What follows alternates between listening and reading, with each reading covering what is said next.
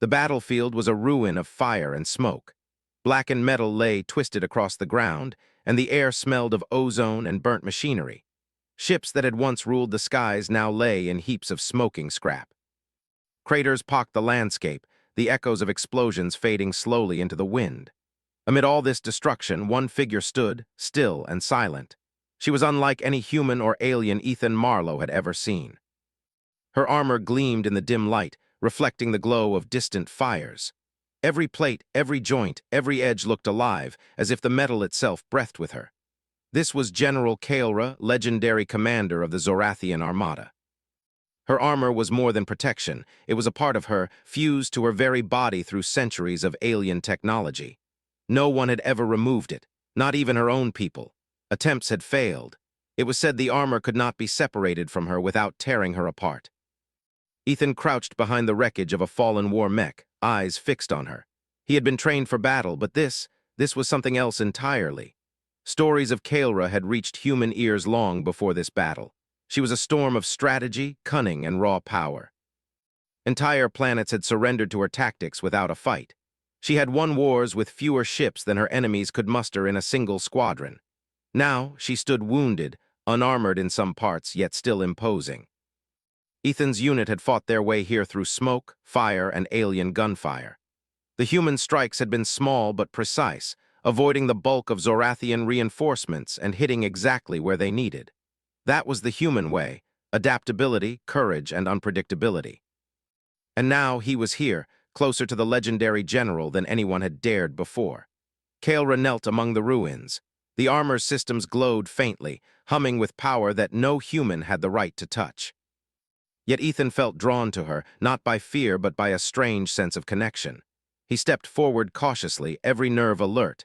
Even without her armor fully active, she radiated dominance. One wrong move could be fatal. But there was hesitation in her stance, something almost human. He reached out. His hand hovered above the chest plate, unsure, hesitant. And then carefully he touched it. The armor vibrated. A low hum filled the air, resonating through Ethan's bones. Kalra's eyes widened, the first real emotion he had seen from her, a mix of surprise, disbelief, and a kind of recognition. Slowly, the alien bonds began to weaken. Tiny fissures appeared along the metal, almost like cracks in ice. Kalra shuddered as if the armor itself were alive, resisting, then surrendering. "Impossible," she whispered, her voice echoing through the ruined battlefield. The sound was strange, raw, without the usual metallic resonance that the armor gave it. Ethan realized she had not spoken in this voice for centuries.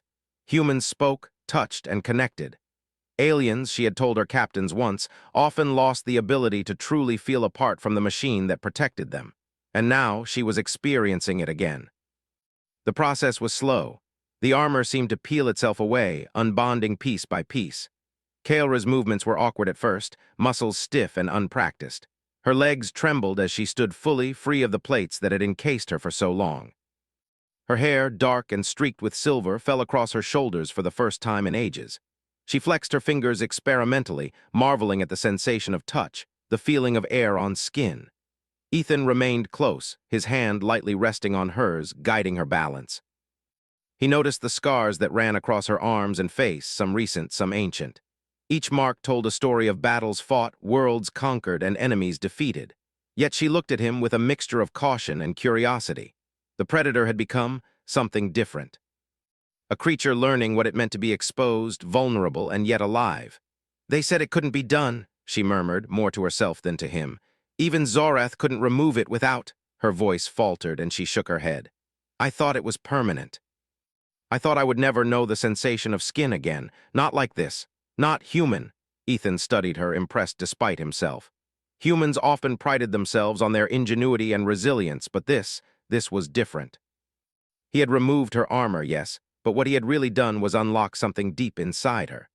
Centuries of isolation, of relying solely on machines and systems, had left her mind sharp but her soul constrained. Now she was beginning to feel, to react, to experience without the filter of technology. The ruined battlefield around them seemed almost silent after the hum of the armor subsided. Smoke drifted lazily into the air, carrying the acrid scent of burnt metal. Yet beneath the silence, a tension lingered. Kalra's freedom had been momentary. The war was not yet over. Somewhere, enemies lurked, waiting for the slightest advantage. The humans had won the skirmish, but the war was far from finished. Kalra's eyes scanned the horizon, sharp and calculating once more. Despite her unarmored state, the predator inside her still burned brightly. She had survived countless battles, led fleets to victory, and faced death many times. Armor had amplified her power, but she realized now it had also limited her in unexpected ways. Without it, she was forced to rely on instinct, on intuition, on the raw skill that had made her legendary. Ethan, sensing her thoughts, spoke softly. "You're still the general," he said. "You may not have the armor, but you're still Kalra. They will fear you whether you wear it or not." A faint smile touched her lips, almost imperceptible. "Then we must move," she replied, her voice steady now. "There are still enemies to defeat. I may be free of the armor, but I am not powerless." They moved cautiously across the battlefield, avoiding patrols and scouting for survivors. Kalra's movements were deliberate, her eyes calculating, yet there was a fluidity that had been absent when she was bound by armor. She learned to trust her own body again, discovering strengths she had forgotten and weaknesses she had never noticed. Each step was a lesson in adaptability. The humans she moved with respected her authority, though some glanced with awe at her unarmored form. Stories of Kalra had preceded her, tales of a general whose very presence commanded obedience. Now, without the mechanical amplification of her legend, she relied on charisma, strategy, and raw power. The soldiers around her quickly realized that these qualities alone were enough to inspire courage and loyalty. As they approached the center of the battlefield, the remnants of a Zorathian warship loomed. Its hull was scorched, yet its systems were still partially active. Kalra paused, scanning the wreckage for any signs of danger. Ethan stayed close, aware that the unarmored general was still a target for enemies who recognized her. Suddenly, movement flickered in the smoke. Patrols, Zorathians trained to eliminate high-value targets, emerged, armed with energy weapons designed to pierce even the strongest armor. Kalra's heart quickened, not from fear, but from the thrill of the challenge. She had faced these threats countless times before, but never like this, without the crutch of armor to protect her. Ethan gestured to the side. "We take them quietly," he said. "Don't let them know we're here." Kalra nodded, instinct kicking in. She moved with precision, silent and lethal. Her hands struck with power, her legs moved with speed, and her mind anticipated every action of the enemy. Even without armor, she was a force to be reckoned with. One by one, the patrols fell, unaware of what had struck them until it was too late. After the skirmish, Kalra paused again, breathing heavily. The realization hit her. She was not dependent on machines. Her mind, her body, and now her connection with humans could achieve what armor alone never could. Ethan looked at her with a mix of admiration and cautious respect. "You're learning fast," he said. Kalra allowed herself a small laugh, a sound almost foreign after centuries of battle. "I have to," she replied. "If I am to survive now, I must adapt faster than ever before. Armor or not, the galaxy will not forgive weakness." As the sun dipped below the horizon, casting long shadows across the battlefield, Kalra stood tall, unarmored but unbroken. For the first time in centuries, she felt the raw, unfiltered reality of being alive. Every sensation, every sound, every movement reminded her of what she had been missing. And though the future was uncertain, one truth was clear. The human who had touched her armor had changed everything. Together, Kalra and Ethan continued forward, ready to face the dangers that awaited them. The battlefield might have been littered with ruins, but a new alliance had formed here, a human and a legend, working together to turn the tide of war. And as they moved, Kalra felt something she had long thought impossible: hope. The ruins of the battlefield stretched as far as Kalra could see. Smoke curled into the dim sky, carrying the metallic scent of burnt engines and scorched earth. The glow from distant fires cast shadows over shattered mechs and crumpled warships. Yet despite the devastation, Kalra moved with a purpose, her unarmored form surprisingly fluid. Every step reminded her that she was alive, and that life now meant relying on instincts rather than armor. Ethan walked beside her, scanning the terrain. His human senses were sharp in ways Kalra had never expected. He spotted hidden Zorathian drones patrolling in unpredictable patterns and pointed out weak cover positions. "We need to stay low," he said, his voice calm but urgent. "They're still watching. They haven't realized you're unarmored yet, but they'll find out soon. Kalra nodded, her sharp eyes taking in every detail. Without the armor, she felt exposed, yet strangely lighter. Movements she had once depended on mechanical support to execute now came from her own muscles. She twisted, crouched, and leapt with a precision that surprised even herself. Her mind raced with strategies, old tactics combined with new instincts. Humans, she realized, fought differently. They relied on unpredictability, improvisation, and intuition. "They think they can stop me," she muttered, "but they underestimate what the unarmored can do." Her voice was steady, though her muscles still remembered the years of dependence on armor. Every tendon and joint ached with the unfamiliar strain of movement unassisted by machine. Yet each motion was a lesson in resilience. Each breath of air reminded her that she had been bound for far too long, and now freedom carried a price. She had to be faster, smarter, and more aware than ever. Ethan guided her toward a ridge overlooking what remained of a Zorathian command outpost. The structure was half collapsed, black smoke curling from its engines. From their vantage point, they could see patrols moving along the edges, alien figures that were as efficient as they were deadly. Kalra studied them carefully. Without armor, she needed to avoid direct confrontation until she could create an advantage. "Here's the plan," Ethan whispered. He sketched a rough path with his fingers through the debris. "We take out their scouts quietly, move in closer to the command core, and disrupt their systems from the inside. You lead, I cover." Kalra considered his words. Leading without armor felt strange, almost reckless. But she trusted humans in a way she hadn't trusted her own troops in centuries. Humans had a kind of courage born from fragility. They faced death knowing it was inevitable, yet they persisted. She had watched them survive impossible odds, improvise in ways even the most sophisticated Zorathian machines could not predict. She nodded. "Then we move quickly. Silence is our weapon." They descended from the ridge, moving like shadows among the wreckage. Kalra's bare hands brushed over twisted metal, her fingers feeling the rough edges of what once were war machines. Every motion reminded her of sensation she had forgotten: touch, texture, balance. Each step carried her forward into unfamiliar vulnerability, yet she felt alive in a way she hadn't in centuries. Suddenly, movement flickered ahead. Two Zorathian scouts had slipped between crumbled walls, moving cautiously. Their armor glimmered in the firelight, a stark contrast to Kalra's bare skin. Without hesitation, Kalra dropped to the ground, rolling silently into cover. Ethan followed, holding his weapon ready. Kalra's eyes tracked the first scout, noting its rhythm and breathing. Her hand darted forward, grabbing a piece of debris. With precise timing, she swung it like a club, striking the alien in the back of the neck. The scout collapsed silently. The second moved to investigate, and she used a short, sharp kick to knock it down before it could raise an alarm. Ethan's eyes widened slightly. "I've seen humans fight, but never like that," he muttered, impressed. Kalra offered a small nod, acknowledging the compliment without breaking focus. She could not afford distraction. Every patrol could spell death. Every misstep could undo the fragile advantage they had gained. They continued toward the command outpost. Along the way, Kalra discovered a strange clarity in her unarmored state. The armor had always been a shield, but it had also been a barrier between herself and the world. Now, she felt every movement, every sound, every shift in the air around her. It was dangerous, yes, but empowering. She began to understand that true strength was not in armor, but in skill, intuition, and connection.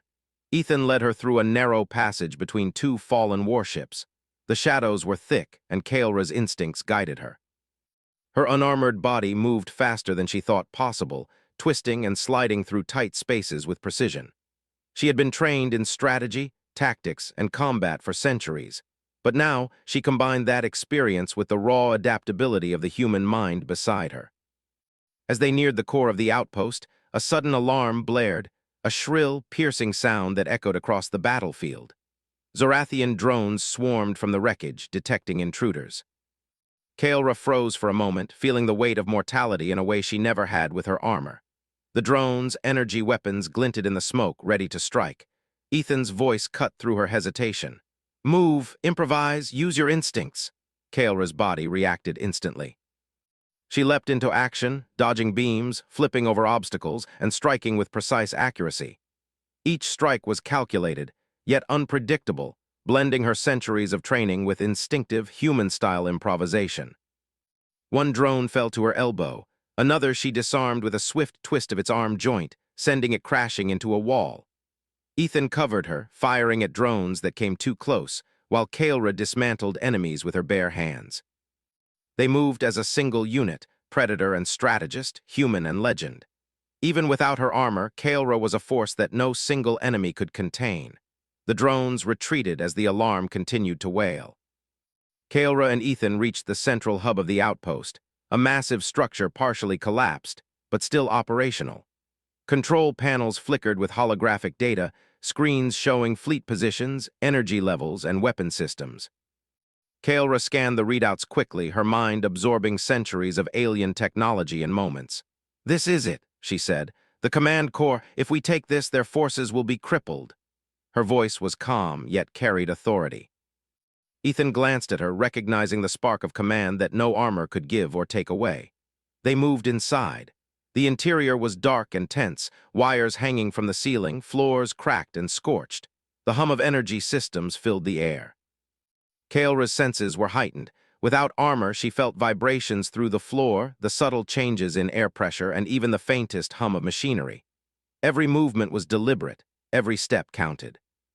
Suddenly, a massive figure emerged from the shadows. A Zorathian Dreadnought, built to crush entire planets, with energy cannons and armor plating far thicker than anything Kalra had faced. Its sensors locked onto her, recognizing her presence instantly. For the first time, she felt true fear, not of death but of the immense challenge before her. Ethan grabbed her arm. "Stay calm, you can do this, use what you've learned, trust your instincts."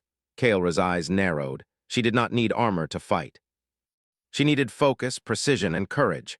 Her mind raced, calculating angles, predicting movements, noting weak points in the massive machine. Her body responded, moving with speed and grace that belied the size of her opponent. The Dreadnought fired, energy beams slicing through the floor where they had been standing moments ago. Kalra rolled, narrowly avoiding the blast, and darted forward. She struck at joints, conduits, and control panels, exploiting weaknesses that the machine had never been programmed to defend. Ethan fired at any moving parts that threatened her, creating openings she could exploit. The Dreadnought swung its massive arms, crushing walls and sending debris flying. Kalra twisted, ducked, and moved with fluid precision, each strike calculated and deadly. Without armor, every hit she received sent pain through her body, but it also reminded her of her mortality, sharpening her focus. She realized that weakness was not always a liability, it could be a teacher. Ethan watched in awe. Humans had survived impossible odds, but Kalra, unarmored and exposed, was showing him what true adaptability meant. The battle was not just about strength. It was about ingenuity, courage, and the ability to turn every disadvantage into an advantage. As they fought, Kalra felt a strange exhilaration. Every movement, every strike, every evasive roll reminded her that she was alive, fully and completely. The armor had protected her, yes, but it had also hidden her from herself. Now, without it, she was experiencing life in its rawest form, pain, fear, adrenaline, and triumph intertwined. Finally, after what felt like hours but was only moments, the Dreadnought faltered. Kalra exploited a critical weakness in its design, striking a control node that caused its systems to overload. Sparks flew, metal groaned, and with a massive explosion, the machine collapsed, sending shockwaves through the floor. Kalra staggered but remained standing, breathing heavily, unarmored but victorious. Ethan approached, placing a hand on her shoulder. "You did it," he said. "They can't touch you now." Kalra looked at him, her chest rising and falling rapidly. "No," she replied, her voice steady despite exhaustion. "They can't, not because of armor, but because of this." She gestured to herself, to the feeling of life pulsing through her veins. "Because I am alive, because I adapt, and because I fight with what they cannot predict." Together, they stepped over the wreckage of the Dreadnought. Outside, the battlefield was quiet, the surviving Zorathian forces retreating or destroyed. Smoke drifted into the sky, and the fires cast long shadows. Kalra surveyed the ruins, feeling a mixture of triumph and exhaustion. She had been bound for centuries, dependent on technology, and now she was free, unarmored, vulnerable, yet stronger than she had ever been. Ethan watched her with quiet admiration. Humans had unlocked something within her, something that no weapon or machine could replicate. They had discovered the power of touch, trust, and instinct. And now Kalra was reborn, ready to face the future not as a machine, but as a warrior, a legend, and something entirely new. The battlefield might have been silent now, but Kalra's heart was loud with life. And as they moved forward toward the next challenge, one thing was certain. The galaxy would never underestimate her again. The interior of the Zorathian Dreadnought was a maze of darkness and steel. Smoke drifted from exposed conduits, and the hum of energy cores vibrated through the floor, sending shivers through Kalra's bare feet. Without her armor, every sound, every tremor, every change in air pressure registered sharply in her body. She had never felt so exposed, and yet never so alive. The adrenaline coursing through her veins sharpened every sense, and instinct guided her as surely as the armor had once done. Ethan followed close behind, his human eyes scanning the dim corridors for threats. "The main core is ahead," he said. "We disable it and their fleet loses coordination. They'll be blind and will have the advantage." Kalra nodded. The plan was simple yet dangerous. The Dreadnought's AI was designed to recognize her presence, to eliminate the threat she posed. Without armor, she was technically vulnerable, yet she felt no fear. Not of death, at least not in the way humans did. She had faced death countless times, survived ambushes, and led fleets into annihilation. What she felt now was the focus of necessity, the clarity that only comes when survival depends entirely on skill, intuition, and adaptability. They moved quietly through the corridors, stepping over scorched cables and twisted metal. Kalra's eyes were sharp, noting every vent, every shadow, every reflection of light. She had always relied on her armor systems to warn her of danger, to amplify her reflexes. Now she relied entirely on herself and the human beside her. A sudden flicker of movement caught her attention. A patrol drone, sleek and deadly, emerged from a side corridor, sensors glowing. Without hesitation, Kalra sprang into action. She rolled across the floor, narrowly avoiding an energy blast, and struck the drone's side with her forearm. Sparks erupted and the machine toppled. Ethan fired at another drone, his shots precise, his movements fluid. Together, human and legend moved as one, each anticipating the other's actions with uncanny synchronicity. They pressed deeper into the Dreadnought, the corridors narrowing, the air growing warmer. The hum of the main core intensified, vibrating through the walls and floor. Kalra's senses were alive with it, the energy, the vibrations, the faint heat radiating from the core itself.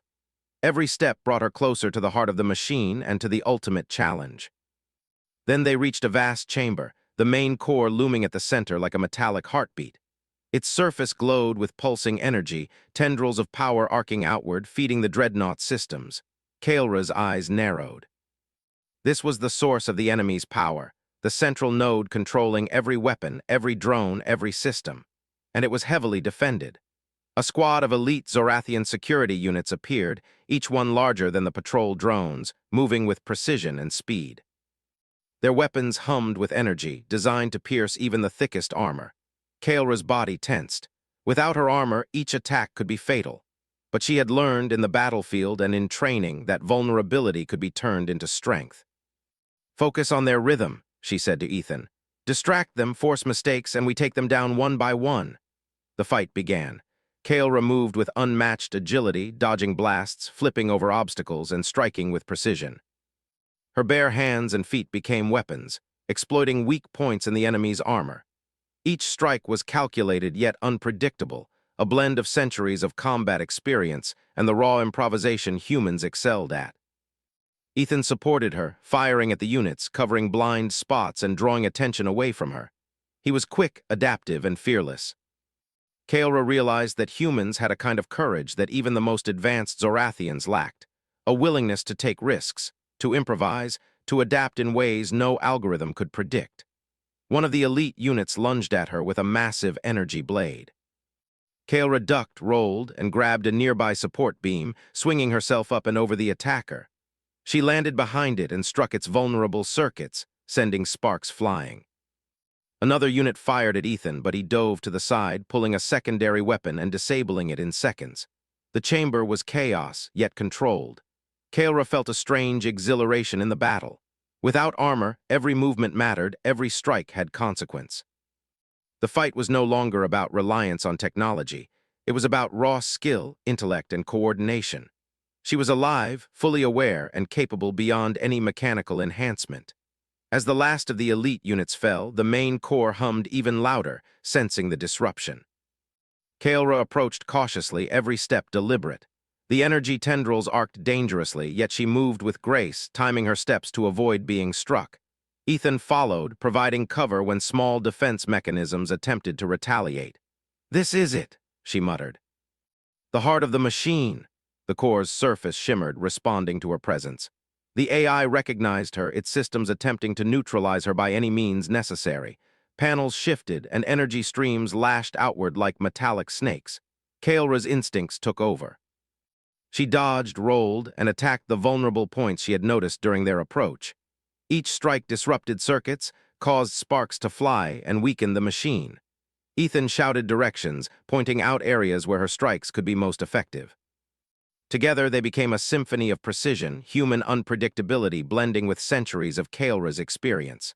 Sparks flew, metal groaned, and the core trembled under their assault. Then, a massive shockwave erupted. Kalra was thrown against the wall, her body aching from the impact. She struggled to her feet, pain radiating through her muscles, yet she did not falter. Pain was temporary, focus and resolve lasted longer. She saw a critical junction in the core's structure, a weak point unprotected by shielding. She lunged, using her own momentum to drive into the junction, striking it with every ounce of strength she had. Energy arcs exploded, lighting the chamber with blinding brilliance. The core trembled violently, sparks cascading like rain.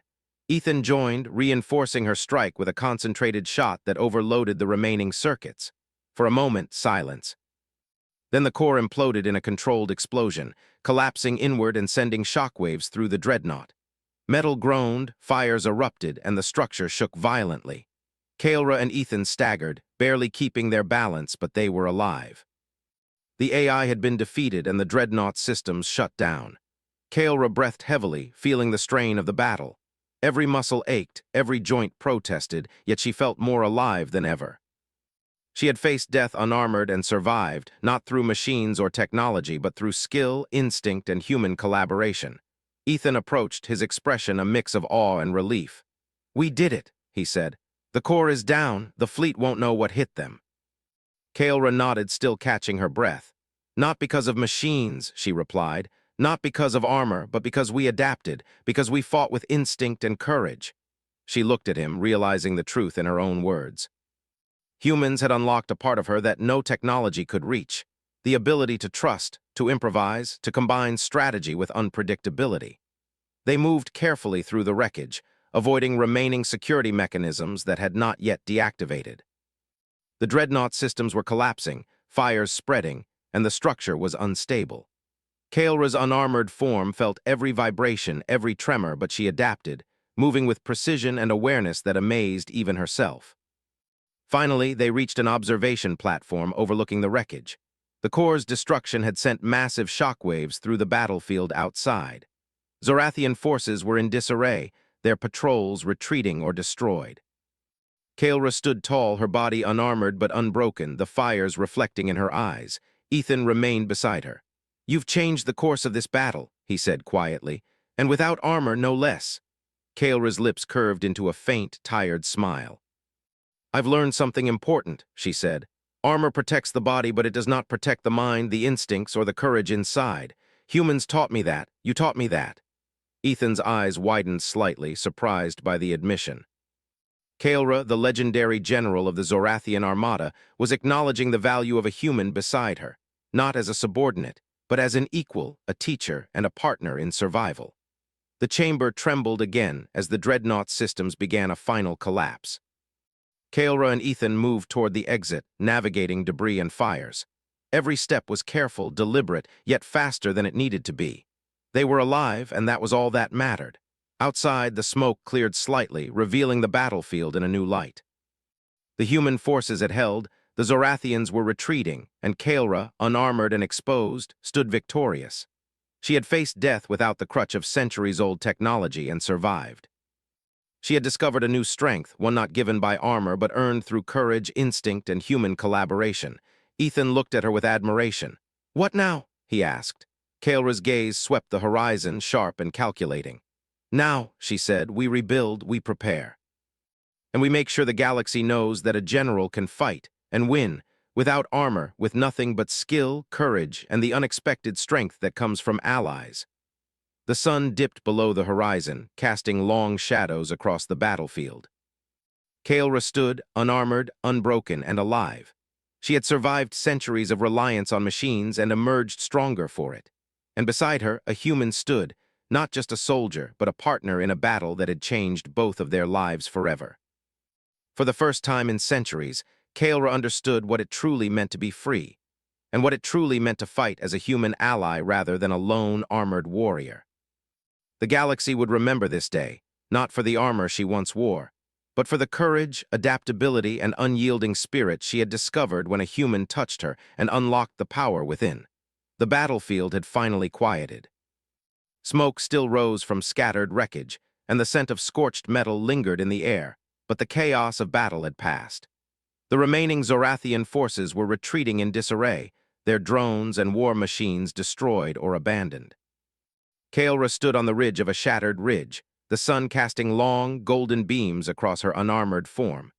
She felt the wind on her skin, the warmth of sunlight on her face, and for the first time in centuries, she felt truly alive. Ethan Marlowe approached her, careful not to break the silence too abruptly. His eyes scanned the horizon, aware that danger could still lurk among the ruins, yet even he sensed that the immediate threat had ended. "It's over," he said quietly. "For now." Kalra's gaze remained fixed on the horizon, her sharp eyes scanning the distant wreckage of the Zorathian fleet. She had fought countless battles, commanded fleets of thousands, and faced enemies who outnumbered her by orders of magnitude. Armor had always been a part of her protection, her weapon, her identity. Yet now, standing unarmored, she realized that her strength had never truly depended on metal. It had depended on her mind, her instincts, and unexpectedly the human beside her. "You have changed the course of this war," Ethan continued. "Your leadership, your strategy saved countless lives today." Kalra finally turned her gaze to him, her dark eyes, sharp and piercing, softened for the first time. "No," she said, "it was not just me. It was the humans who fought with me. It was your courage, your unpredictability, your willingness to risk everything that made victory possible." Ethan blinked in surprise. He had known humans were adaptable and brave, but to hear the legendary Kalra acknowledge it was almost surreal. We worked together," he said simply. Kalra nodded. "Yes, together." Her voice was calm, yet there was an undeniable power behind it. The battlefield had tested her in ways no armor ever could. Vulnerability had forced her to adapt, to trust, to see strength where she had never seen it before. Humans, fragile and unpredictable, had unlocked a part of her that no machine or centuries of training ever could. She looked down at her hands, still bearing the faint scars from the battle inside the Dreadnought. Every mark was a reminder of what she had survived, of the challenges she had faced, and of the new strength she had discovered within herself. The armor she had worn for so long was gone, shattered, and irrelevant, yet she had never felt more powerful. Ethan followed her gaze. "What now?" he asked. "The Dreadnought is destroyed, their fleet is in retreat, but this isn't the end of the war." Kalra turned, her sharp eyes scanning the battlefield once more. She had always thought of strategy in terms of armor, ships, and technology. Now she thought in terms of people, in terms of courage, adaptability, and trust. "Now," she said, "we prepare for the next challenge. The galaxy will not forget today, and neither will the Zorathians. But we have shown them what is possible. Even unarmored, even vulnerable, we can triumph." Ethan nodded, inspired by her words. He had seen many battles, many victories, but none like this. The human-alien collaboration, the unarmored general leading the fight with nothing but skill and courage, was something extraordinary. It was a testament to what humans and allies could accomplish when working together. Kalra walked among the remnants of the battlefield, her bare feet touching scorched metal and debris. Each step was deliberate, each movement a test of her unarmored form. She marveled at the sensations, pain, yes, but also clarity, awareness, and life itself. The armor had protected her, but it had also dulled her senses, constrained her instincts. Now, free of it, she could experience everything fully. As they moved toward the center of the destroyed outpost, Kalra noticed survivors, humans and aliens alike, emerging from cover. Their eyes widened at the sight of her unarmored form. Fear, awe, and respect mingled in their expressions. For centuries, Kalra had inspired loyalty and terror through her presence and armor. Now, without it, she inspired something new: hope. She was a living symbol of courage, adaptability, and unyielding determination. Ethan approached her, scanning the horizon once more. "You've done something remarkable," he said. "You've shown that it's not the armor or weapons that define a general. It's the mind, the instincts, and the courage to act when all seems lost." Kalra's lips curved into a small, tired smile. "Yes, and also the willingness to trust, even when it is difficult. You humans have a strange way of teaching that. Fragile as you are, you face danger without hesitation. You improvise, you survive. And through that, you can unlock strength in others, even in someone like me." The sun dipped lower, casting long shadows across the battlefield.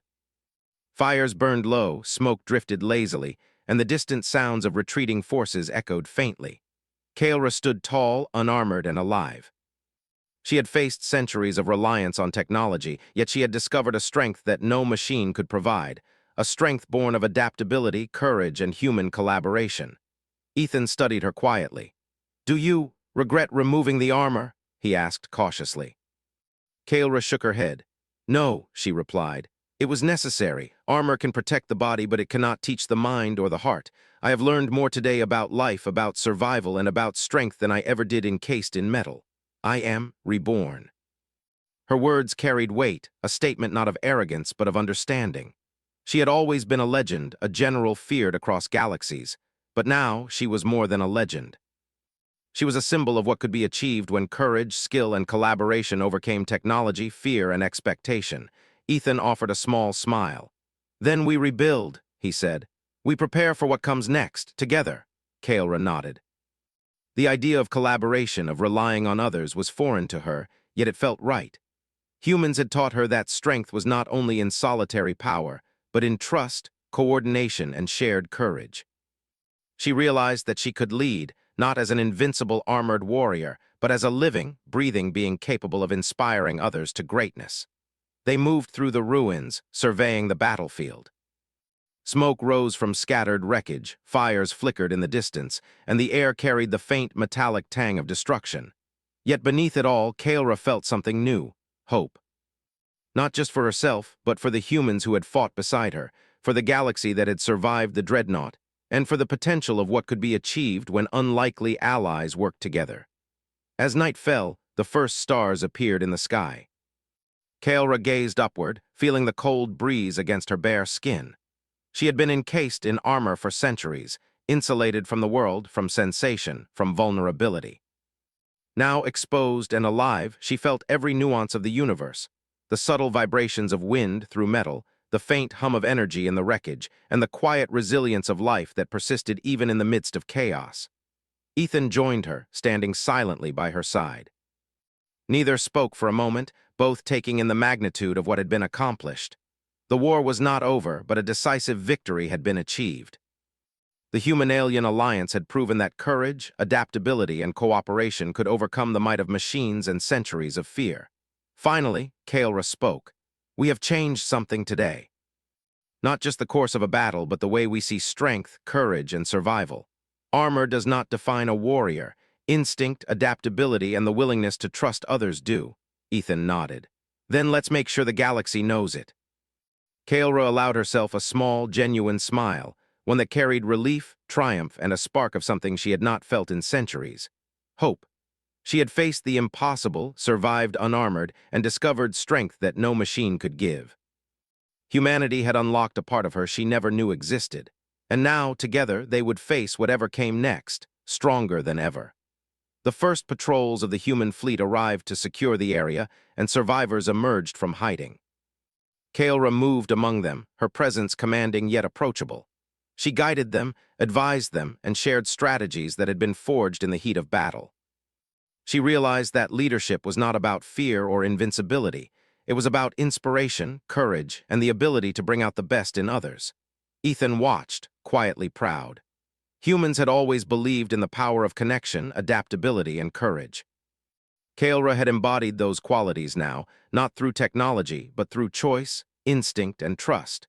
Together, human and Zorathian general had forged a new path, one that would shape the galaxy for generations to come. As night fully settled, the fires on the battlefield cast flickering shadows across Kalra's unarmored form. She flexed her fingers, feeling sensation, warmth, and the reality of her body for the first time in centuries. The armor was gone, but it no longer mattered. She was alive, free, and stronger than she had ever been, not because of machines, but because of courage, adaptability, and the unexpected power of human touch and trust. Kalra turned to Ethan, her eyes reflecting the starlight.